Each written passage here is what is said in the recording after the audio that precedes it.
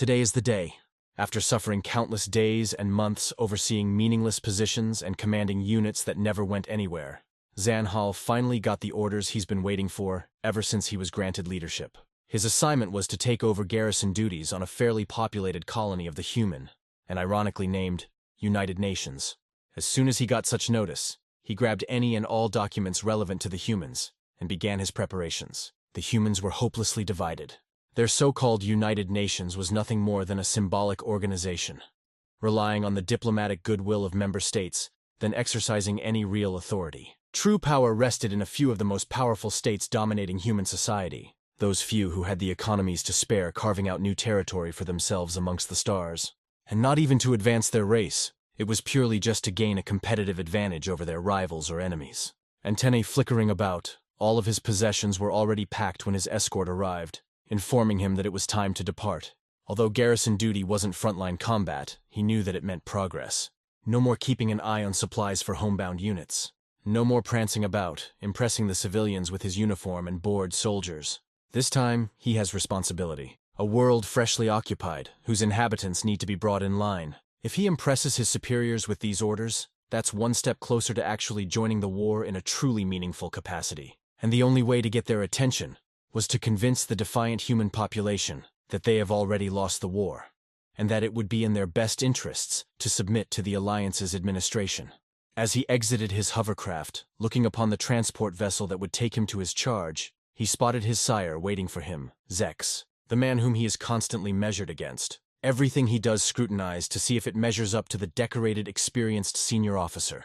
"I came by as soon as I heard," Zex said as the hopeful junior approached. "So this is it then. Your first real command. Keeping an occupied world under control while the others focus their efforts on the remaining human forces. You ready?" "Always have been." Zanhal nodded firmly. "Trust me, as soon as you hear new word about me, it'll be how the world became safe enough to settle. Cities reconstructed, industry running again, and the humans friendly towards us." Zex chuckled some in response. "You've got the attitude, but don't let that blind you. The universe is very cruel with our dreams. Always be ready to expect the worst, something you thought would never happen or have to deal with." "Understood, sir." Zanhal nodded again. "Whatever the humans will try with my forces, we'll be ready." Zex looked about for a moment before leaning into the younger Zexa. "Consider this a personal order from your sire. Whatever happens, come back home alive." "Shh!" Zanhal froze for a moment, caught off guard by that. Nonetheless, Zanhal gave a look of confidence as he spoke. "Don't you worry, I will." "Good." Zex sighed before stepping aside. "Don't let me keep you any longer. Get out there and make the Alliance proud." "Yes, sir," Zanhal replied, boarding the transport promptly. Z-114-3. Alliance-occupied system. Approx. 500 life from the front line. Zanhal felt his heart leap into his throat, his antennae flickering erratically. There it was, his assignment, a blue gem amidst the void. And upon the viewing panel of his seat, he was given strategic information regarding the world. Its estimated loss of industry and life, current forces stationed, supply schedules, the works. Time to get to work. The first thing that came to mind was that, for this particular planet, it was the most diversely populated of the UN colonies. And reading translated documents of human media, he picked up on chronic cases of racial and cultural tensions. The humans will try to resist his authority, that's a given. This is going to be a long process. He needs to be careful in what he does. If he's not, he'll just make things that much more worse. Zanhal believes that the crux of his woes will be the internecine conflicts that arise so frequently. If he can take care of that, pacifying the human populace will be much more straightforward. "Sir, landing procedure has completed. Please depart whenever you're ready." His pilot informed him right as Zanhal felt his body lurch at a sudden stop. "Time to get started." "So what's the good news you need to tell me in person for?" Zanhal asked, leaning back in his seat. "We've won, sir," his adjutant replied with beaming pride. "As of 2 hours ago, local time, the United Nations has declared unconditional surrender to us. All we have left now is the Anaran Empire, though I'm getting word that they'll be far from simple to deal with." Zanhal let out an excited huff as he processed what this meant. Already he has a head start. The official defeat of their government, symbolic as it is, will be a massive blow to the populace's morale. That means that they'll be much more docile now, knowing that they have completely lost the war. "Thank you for informing me. Anything else?" The adjutant looked behind him before approaching Zanhal's desk, speaking softly. "This is odd, but I just received direct orders from the Black Scales. They've told me to pass this to you as soon as you've arrived. Maintain high state of security. Assume all humans are hostile until further notice. So, What black scales? Are you sure? Zanhal asked in surprised confusion. And all of them? Every single one hostile? The black scales are a name rarely mentioned, yet everyone knows. Operations too dangerous and sensitive for just about anyone to perform. Nobody knows how they operate, save for the most powerful of politicians. And the only to talk to them is for them to come to you. Trust me, sir. I'm sure. The adjutant nodded darkly, his expression containing no trace of deceit, just fear. Zanhal sighed, unsure what to make about this. Well, all right. Send word then. Oh, and while you do that, also inform 4th Company to head over to Sector Nej 4 and provide assistance to reconstruction efforts. Yes, sir. He gave off a relieved appearance as he nodded, then exited Zanhal's office. With a pondering sigh, Zanhal still can't seem to quite get past this development. Why are the black scales involved with an upcoming officer given a post to prove himself? Why does he need to treat every single human here as a potential enemy? To enforce maximum security protocol for the entire garrison and security force. Something must be going on here. But what could it be? He was jarred out of his thoughts by his very lungs being tapped.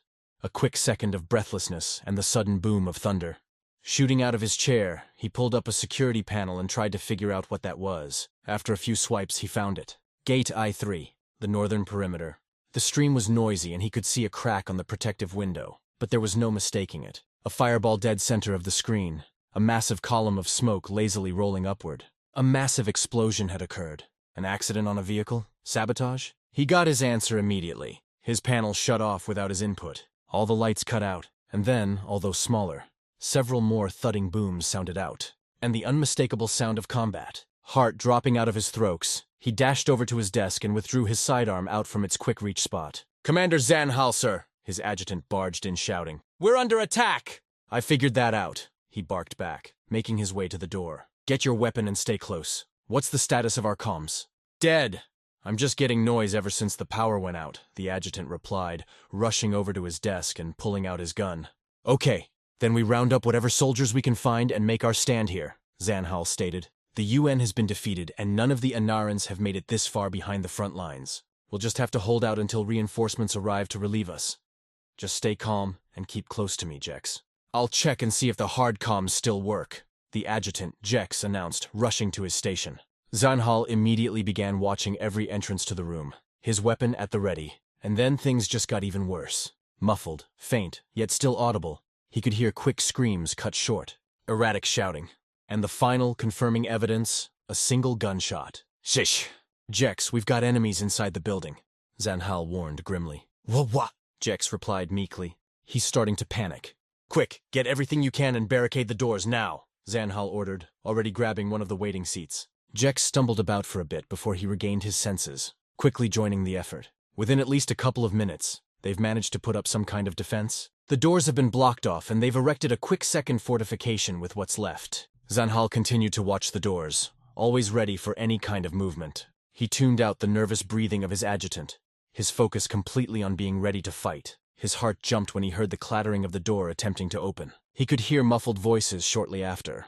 Those must be humans. This can't be a revolt by his own men. Searching himself, he found that he still possessed his auto-translator. Anything he can get will no doubt be of immense help. She got anything? To open this quickly? Hell no. We gave most of our explosive shit to those jihadists. Shit, we don't have the time. Won't be long before the others realize what's going on. I got an idea! Get back!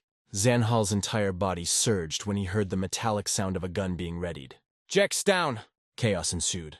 The human on the other side was riddling them with a storm of lead. Dust filling the air and splinters of all kinds violently launched around. The harsh cracks of the metal rounds flying over him. All he could do right now is pray that he survives this. That's all he can do. He can't move, there's no better cover around.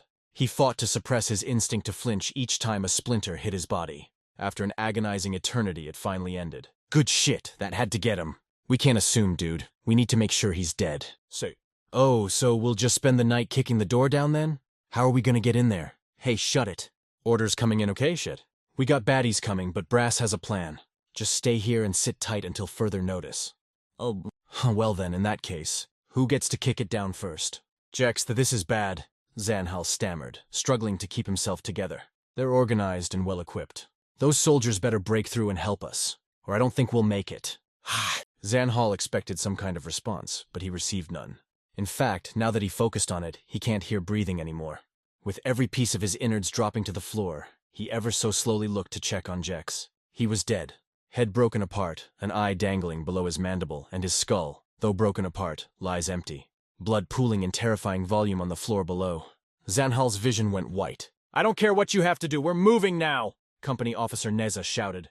As soon as he heard from the other companies that they too lost contact with base, he knew something was wrong. Sir?" An infantryman muttered weakly. "What is it?" Neza replied with a scowl. The humans, they're all going away." "Look," the soldier pointed. Neza followed and saw what he meant.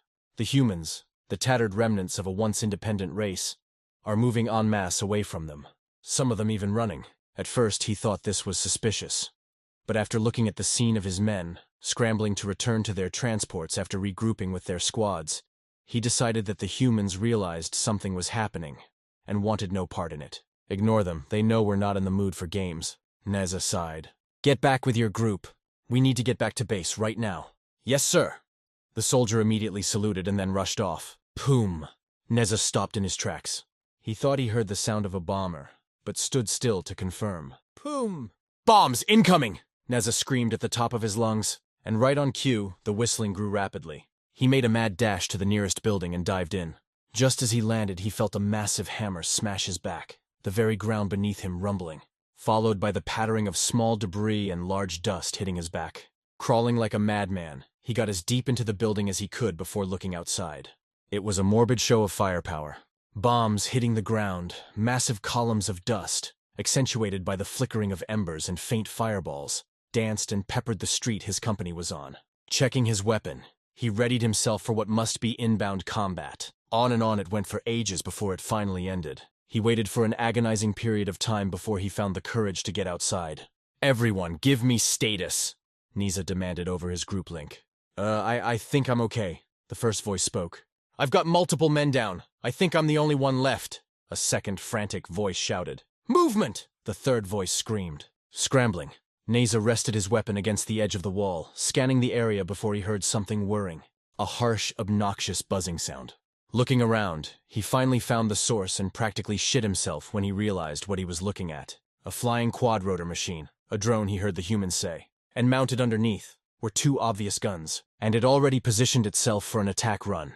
Knowing he won't get a shot off, he retreated back into his previous spot when he escaped from the bombing mission, just in time to hear the drone fire at him. Tiny plumes of dust peppering his steps. Seeing a counter, he dived over and took cover behind it. He scrunched himself as the drone angled itself to attack him directly. The wall in front of him began to morph, spitting out columns of dust at him and losing its original shape from the unrelenting gunfire. He had no way of knowing how much ammo it had. He had to do something. Raising his weapon over him, he blind fired at the drone, praying he would hit, moving it around in all different motions. He finally got his luck, seeing how the plumes of impacts suddenly veer off, and the clattering of the drone sounding off soon after. Wasting no time, he jumped over the counter and, grabbing the heaviest object he could find, started to smash the drone. He didn't stop until it was a drone no more. Panting and heaving, he cautiously advanced to the entrance of the building he was in, and once again scanned the environment. He saw and heard other drones attacking the scattered soldiers of his company. After a quick check, he ran, his legs pumping as hard as they could across the exposed street. Sliding into cover, he shot down the first drone he saw. It was just after he vaulted over his cover that he heard a fierce, bone-chilling roar. "Allahu Akbar!" Before he could react, his ear tunnels popped and he was launched backwards, his vision nothing but gray and orange, all breath leaving his chest. Completely stunned, his mind numb, he stared at the lying, deceiving sky for what felt like an eternity before he finally found the strength to get back up. The original site of the first unit he tried to save was just a massive cloud of dust. Faintly, he could see pieces of his men along the windows. His body surged when he heard that roar again, muffled from the ringing "Allahu Akbar!" Turning around instantly, he saw a human dressed in all black. His chest was wired in bombs, his arms outstretched above his head, and in one of his hands was what must be the detonator. Letting out the most terrified scream he ever made, he unloaded his entire magazine into the mad human. With a wheeze, the human crashed hard into the ground, his ebbing groan announcing his death. And still Neza continued to fire at him, his gun clicking each time he did, his chest heaving hard, continuously on the edge of hyperventilating. He was knocked out of his terror when a bullet missed him, the air cracking next to his severely damaged ear. Scrambling like a mad dog on his fours, he took cover from, by instinct, where he thought the bullet originated from. He frantically reloaded his weapon and peeked over the edge. Humans, moving like a well-trained squad. They were wearing casual clothing, just like the civilians he saw while stationed here. Except these ones had a layer of military gear on top of them, with weapons he instantly recognized as UN firearms. "There, by the old fountain," one of them shouted. "Fuck 'em up," another barked. John, suppressing fire now. "Rawr!" That scream of pure, wrathful defiance accompanied the heavy repeater he unleashed. Neza had no choice but to get down, the sheer volume of dust and debris not letting him get any good shot off. "This is 5th Company Officer Neza. We need help now." Neza screamed bloody murder into his comms. "Under heavy attack by human rebels, heavy casualties. They're using suicide bombers, repeat, suicide bombers! 3rd Company, we need help more," a voice screamed back. "Human rebels launched poison bombs at us. My men are on the ground having seizures. They're dying by the second." Neza screamed out when he was pulled away. The humans got him. Struggled as he did, one of them knocked him out with a hard smack of the butt of his machine gun. "Come on, let's go," Group Officer Aziz shouted, resting against the wall and watching the environment out the door. "We're supposed to have been gone 5 minutes ago." The human lost its mind as soon as the gunfire erupted. Group Sub-Officer Hez explained with a sigh. "We had to use up all our chems just to put it back to a docile state." "Sir, is this it?" Repeater Specialist Kiz muttered. "Is this the Mulan protocol we've been hearing about? We'll figure that out later. Right now, focus on getting an exit off this planet." Easy sighed, looking out the door again. "The United Nations is gone and the Anorans haven't broken through the front lines, so we still maintain void superiority." "Sir, comm equipment's packed up and ready," a comms officer Zixan reported after jogging out of a room. "Good. Did you pick up anything before shutting down?" Zixan paused for a moment. "It's bad, sir. 3 companies down. The first were wiped out by missile bombs. The vast majority of 3rd was poisoned, and the 5th encountered a human company that had suicide bombers, drones, and UN equipment in their ranks." "Ah, this must be the Mulan protocol, it has to be," Kiz said firmly. "Where did these civilians get all of this?" "I said worry about it later," Aziz barked. "This entire world has just become hostile, and we have an important target to extract. Now tell me we can leave now." "We can leave now," Apothecary Nulis said, grunting as he struggled to hold up a very large container on his back. "And preferably quick, this human's heavy." "You heard him, we're leaving," Aziz announced. "Zixan, as soon as we get back to base Sax, try and figure out what happened and re-establish contact with the fleet." "Got it," he replied, weapon ready. Just before they left the rundown building, a human-made small metal can suddenly clattered onto the floor. Everybody, almost instantly, turned their weapons onto the source, ready to blast whoever did it. Nobody was there. Aziz looked over to Hez, who had a puzzled expression on his face. "Hez, what is it?" "I remember that thing," he replied, still processing something in his mind. "It wasn't on the edge. It was square in the center of that box. So unless your voice is that powerful, which it isn't, I got a bad feeling about this." Aziz stared at the empty space behind the box that formerly held up the can, now also trying to reason how it happened. And as he did, he noticed something. The wall, it seemed wrong, like how something would change appearance when submerged in water. Then it moved, and then it fired. It was a rapid repeater. Aziz dived out of the way into cover. He then saw Hez go down, crumpling like a figurine whose strings were cut, puffs of blood marking his fall. The rest of his group fired blindly at where that thing was, an odd mixture of discipline and surprised panic. The gunfire stopped when Aziz heard the boxes screech in movement and the clatter of a fallen weapon. Peeking over, he saw what the thing was. It was a human, fallen face first into the ground, red blood slowly flowing below it. Not wasting a moment, Aziz scanned every angle of the room as he made his way over there, moving past the bewildered, shocked groupmates, who slowly began growing vengeful once they realized what happened to Hez.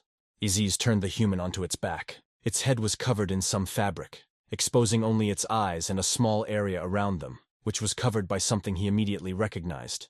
It was a United Nations visor, something he encountered only when he was fighting their special forces. In addition to the standard vest and equipment, he saw something new. A harness that gave off a harsh but low whining sound. Just as he was about to try and remove it, it suddenly turned a harsh white, nearly blinding him. Recoiling back, he then smelled burning flesh and the faint sizzling and popping. The harness was disintegrating itself. Must be a fail-safe measure to prevent capture. But he didn't care about that fact. All he cares about is the United Nations ghost, the humans' equivalent to the Black Scales, and that they're here. Everyone, we got ghosts, Iziz declared grimly, turning to face them. And not only that, but we've just confirmed what Intel's worried about. The humans have developed illusion tech. They can hide in plain sight and we'll never know they're there. What do we do now, sir? Kiz asked meekly, letting his arms go limp while holding his heavy repeater. Iziz saw Nuliz checking on Hez, who stood up and, without words, informed him that he was gone. Only thing we can do. Iziz sighed. If we stay here, the ghosts will have the luxury of setting up the perfect trap. We have to get to the base, right now. We'll give our respects to Hez once we're out. If it's anything from what I'm hearing on comms, Zixan spoke up with a concerned voice. Not only will we have to deal with ghosts, but also an entire planet who just summoned an entire arsenal out of nowhere. We're Blackscales. This situation is where we thrive. Iziz reminded him, mandibles somewhat spread. Okay, check your weapons and let's go. Assume every possible angle is hostile unless confirmed otherwise.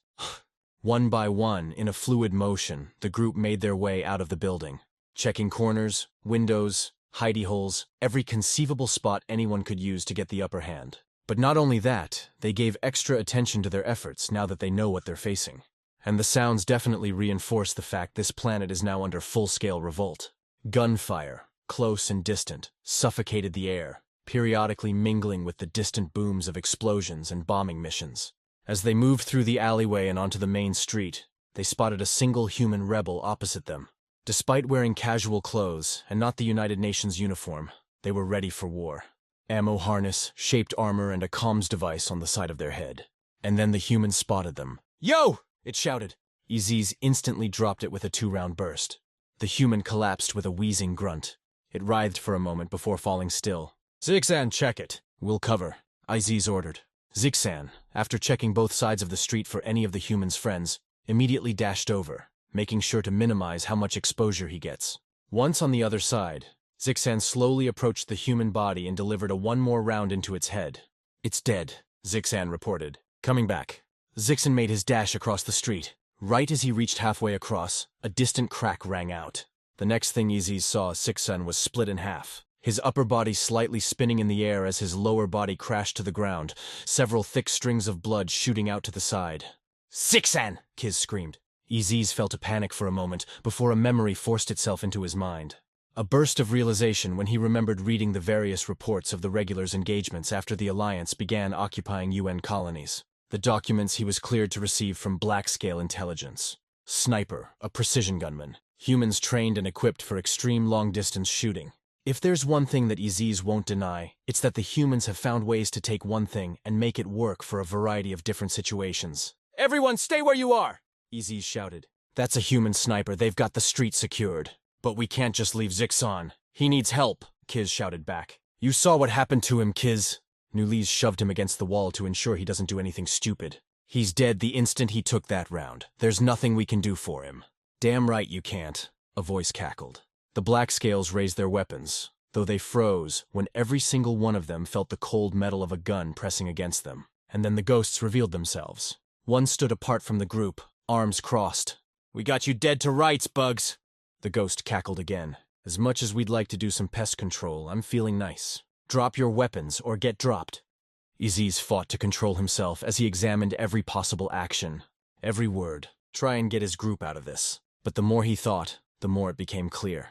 And it was when his heart dropped to the ground, an eerie calm flowing over him, that he dropped his weapon. Kiz and Nuliz, after a moment of hesitation, followed suit. Ixlangsla, Alliance homeworld. It was all a blur to him.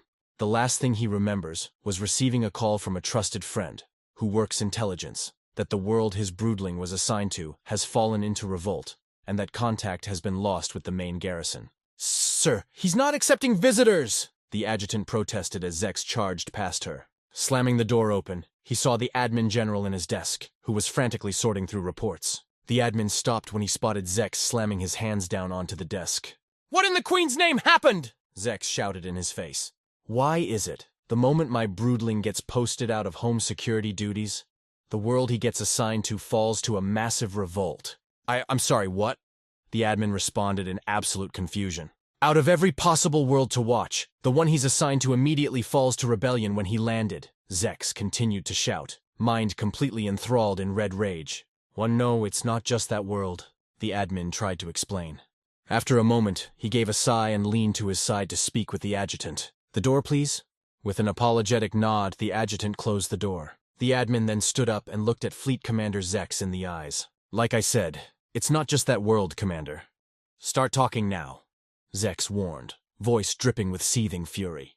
The admin just have a sigh, walked over to the window and looked out for a few moments. He then turned to face Zex. "Have you heard any mention of something called the Mulam Protocol?" he asked. "No. Why's that important?" Zex shrugged, maintaining his fierce glare. The admin took in a deep breath, as if to ready himself for something.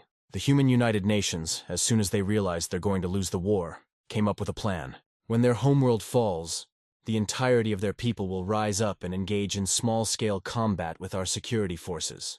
They've diverted their industry from supplying their military to arming their people. They've withdrawn some of their best and brightest soldiers to train and educate the civilians in how to fight. And should their homeworld, Earth, fall to our occupation, every human who was armed and trained in war will begin fighting us on their own terms. No higher command structure, every world is its own army. Every city its own company. The humans have lost, Zex said with exasperation. There's no point in continuing to fight us. Why would they do that? The admin just stared at him. We don't know, Commander. The humans are committed to fighting us, no matter whether their government or military has fallen. The prevailing theory is one that also explains why they were so heavily fragmented. They are fiercely independent. To them, submission to us is a fate worse than death. Oh! And what do you plan to do then? Zex demanded. Abandon the colonies? Reinforce the garrisons? What are you doing about it? The admin approached Zex, never breaking eye contact as he did. We cannot divert any of our forces away from the front line.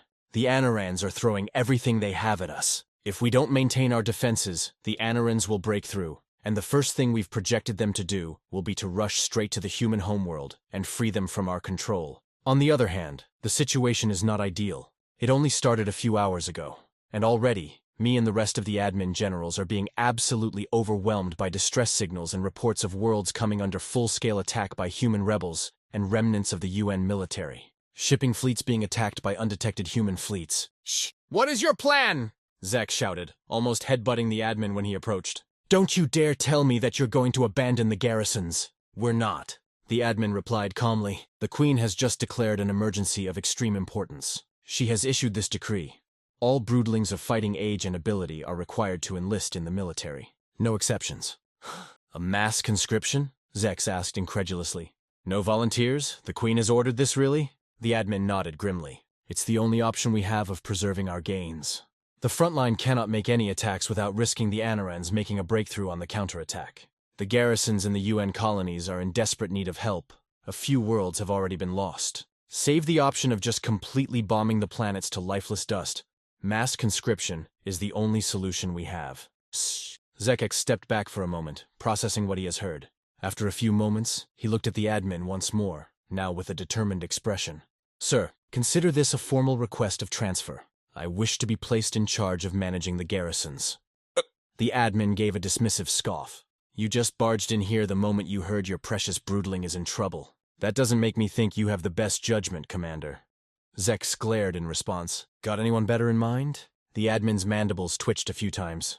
Zex struck a nerve.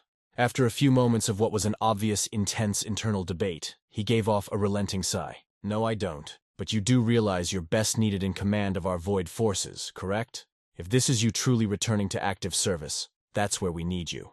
I understand that. Zekex gave a nod. I am still insisting on my request. You're going to be bringing in soldiers who did not want to fight this war. I know how to motivate them. The admin just gave an exasperated sigh. All right, I get it. This is not negotiable. Consider yourself lucky that the Anoran front just needs more soldiers, not commanders. Report to Spaceport Siha tomorrow at 1100 hours. Zex stood to attention and gave a salute. Understood. Anara, Anaran Empire homeworld. My friend, I'm so glad you arrived safely. Imperator Torek said happily, tail wagging rapidly, as he embraced his human counterpart, Secretary General Henry. Glad there's somewhere safe to go to. Henry chuckled in response, patting the back of his wolf-like friend. How are your men holding up? Torek sighed. I won't lie to you. News about Earth's fall has well enraged them. What's that saying I've heard before? They have gone batshit crazy? Henry chuckled, though he bore a dark expression. Well, as long as they keep hammering those bugs hard, that'll let us really hit them where it hurts. Shh! Torek pulled back, an ear flattened in confusion. I thought your armed forces have fallen. How are you fighting? Henry just gave him a wide grin. Torek, once we've done the PR bullshit, telling everyone that the United Nations is basically a government in exile now, allow me to read you in on the Mulan Protocol.